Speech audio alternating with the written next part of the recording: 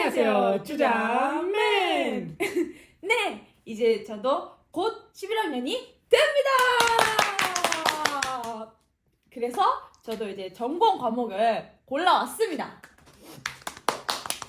이제 고르셨잖아요, 네. X님도. 또 이제 선배님이시니까 네. 여러 가지 조언도 받으면서 골라봤는데 한번 소개를 해보도록 하겠습니다. 지금부터 먼저 간단하게 2년 동안의 독일의 수능 과정에 대해서 설명해 보도록 하겠습니다. 일단 독일에서는 고등학교가 2학년이 있는데 11학년, 12학년 그리고 수능을 보는데요. 여기서 11학년의 성적 3분의 1, 12학년의 성적 3분의 1 그리고 수능의 결과의 3분의 1을 다 합쳐가지고 수능의 점수가 나옵니다. 근데 여기서 중요한 게 11학년, 12학년을 합쳐서 김나지움에 다니고 있는 학생은 기본적으로 40개의 과목을 들어야 돼요. 이게 4학기가 있기 때문에 한 학기에 그래도 10개 정도의 과목이 있다고 생각하면 됩니다. 그리고 이 과목 중에서 크게 두 가지를 고르는데요. 라이스퉁스코스와 그룬코스가 있는데 라이스퉁스코스는 기본적으로 전공 과목이라고 생각하시면 되고 일주일에 5번을 하고 그룬코스는 일주일에 3번을 합니다. 그리고 또 수능에서 기본적으로 절대적으로 모든 학생이 넣어야 되는 과목이 몇 가지가 있고 나머지는 이제 학교마다 조금씩 다른데 있는 과목 중에서 고르면 되는 그런 시스템입니다. 독일에서는 수능 시험을 5개 과목만 보면 돼가지고 그 나머지 라이스퉁스코스 외에 3가지 과목도 이제 먼저 나중에 바꿀 수는 있긴 하지만 고른 거죠. 전공 과목의 그 점수는 더블로 들어가요. 40개의 과목을 들어야 되지만 결국 수능 과목에 들어가는 거는 32개만이에요.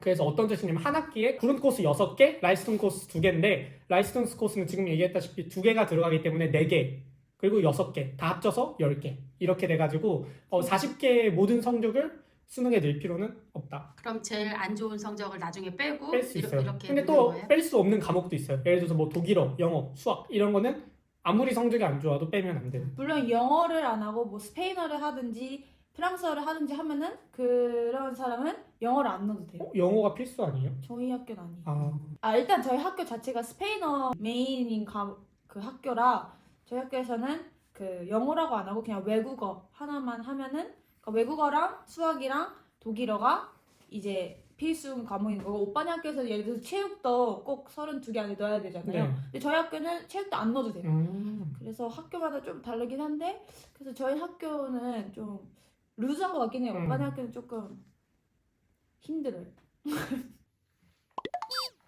네, 그럼 이제부터 본격적으로 주잔맨 Y의 선택한 과목들을 들어보도록 하겠습니다. 수학! 이거는 뭐 선배님 따라서 선배님 믿고. 뭐 좋은 선택인지는 잘 모르겠지만 스튜던트. 근데 많이 어렵다고 얘기도 하고 다른 사람들도 야 수학 많이 어렵대 그냥 다른 과목으로 해서 수학을 그냥 기본 그거로 하는 게 어차피 기본으로 하면은 더 쉽게 성적이 잘 나오니까 했는데 그래도 저는 제 안에 있는 수학 DNA를 믿고 한번 해봤습니다.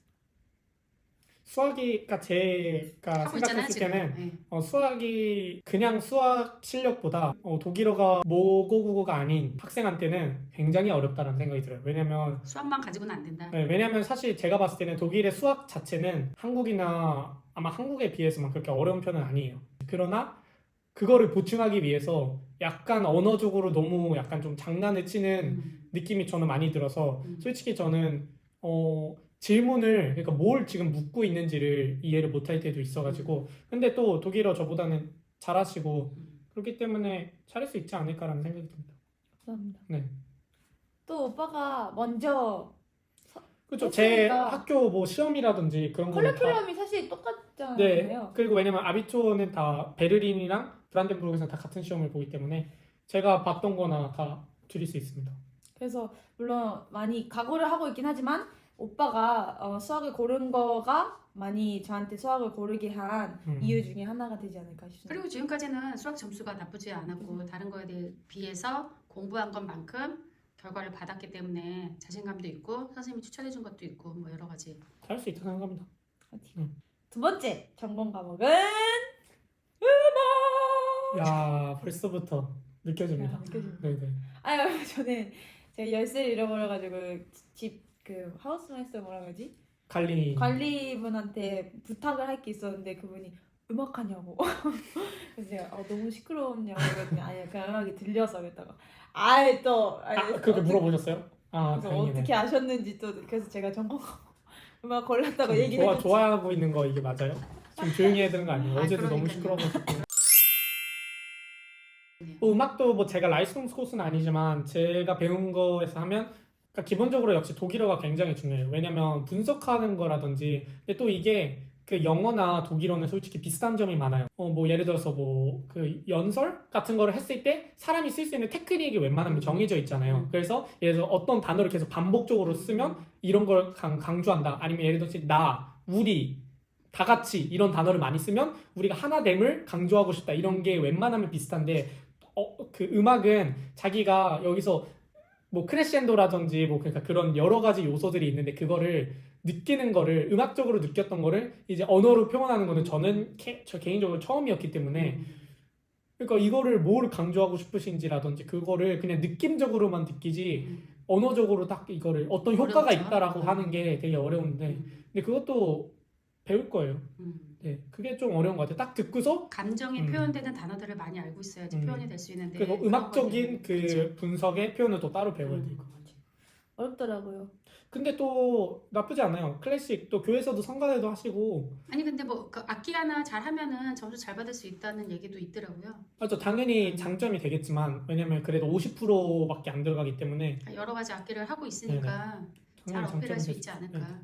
그러면 이제 꼭 들어야 하는 독일어는 4학기 동안 계속 하고 또 영어를 4학기 동안 골랐고 그리고 또 체육은 또 4학기 1학기 유도 그럼 2학기 하는 거예요? 그것도 고를 수 일학- 있어요. 한 학기만. 자기. 근데 2학기까지밖에 못 돼요.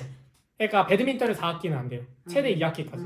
근데 2학기 때는 좀 선생님이 스트릭하게 그렇죠. 채점을 해요. 왜냐면 배운 게 많으니까. 그렇죠. 다. 그리고 다음 테니스 음. 그리고 탁구 배드민턴 이 순서로 해서 네, 이렇게 상관없어요. 많이 하는 게 좋은 거예요? 아니면은 이 나눠서 하는 게 그러니까 뭐 맞는 자신이 그러니까 예를 들어서 뭐 자기가 배드민턴에 15점 만점에 자신이 있다. 거예요?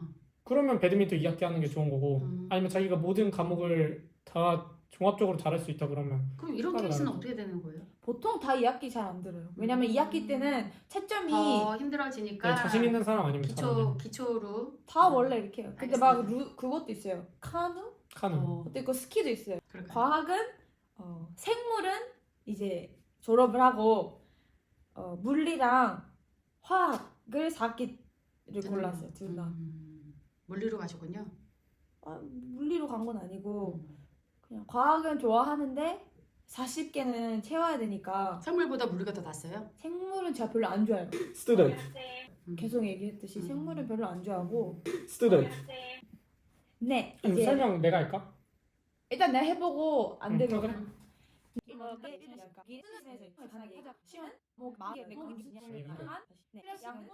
동안에 총 40개의 과목을 들어야 돼요. 근데 이 총 40개가 무슨 뜻이냐면 제가 할게.